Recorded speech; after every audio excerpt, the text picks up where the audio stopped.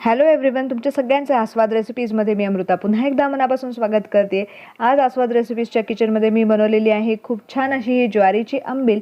अप्रतिम चवीची झालेली आहे आणि बाहेर उन्हाळा सुद्धा सुरुवात झाली आहे, तर ही आंबील एकदा तरी ट्राय करून बघा। त्यासाठी आपल्याला 4 चमचे ज्वारीचं पीठ लागणार आहे आणि 4 चमचे ज्वारीच्या पीठामध्ये मी घातलेलं आहे 4 चमचे घरचं दही आणि थोडंसं पाणी घालून घ्यायचं आहे, छानपैकी हलवून घ्यायचं आहे आणि ह्याच्यानंतर आपल्याला हे झाकून ठेवायचं आहे, म्हणजे छानपैकी हे फर्मंट होईल आणि त्याच्यानंतरच आपल्याला आंबील तयार करायला घ्यायचे। अतिशय साधी सोपी रेसिपी आहे, पण अप्रतिम चवीची बनते। नक्की करून बघा। तुम्ही इथे बघू शकता मस्त फर्मंट झालेलं आहे, लागलेलं आहे हे पीठ आणि त्याच्यानंतर त्यामध्ये आपल्याला 4 ग्लास इथे मी पाणी घालणार आहे। छानपैकी खालीच हलवून घेऊयात आणि त्याच्यानंतर आपल्याला गॅसवरती ठेवायचं आहे।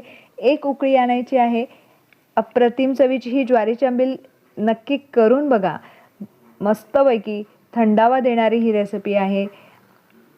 आता इथे आपल्याला लसणाच्या पाकळ्या लागणार आहे। एकच मिरची घेतली, थोडंसं आलं घेतलेलं आहे आणि कोथिंबीर सुद्धा घेतलेली आहे। इथे मी भिजवून वाफवून घेतलेले हरभरे सुद्धा यामध्ये घालणार आहे। खूप छान टेस्टी लागतात आणि मस्त मऊ शिजलेले सुद्धा आहे। जिरं सुद्धा घालणार आहे। जिरं आपल्याला खलामध्ये बारीक करून घ्यायचं आहे। तुम्ही जिरेपूड घातली तरी काही हरकत नाही आहे। रेसिपी अतिशय साधी सोपी आहे, पण अप्रतिम चवीची ही ज्वारीची आंबील बनते। नक्की करून बघा। त्याच खलामध्ये मी हिरवी मिरची आणि लसूण सुद्धा बारीक करून घेणार आहे। तुम्ही मिक्सरला बारीक केलं तरी काही हरकत नाही आहे।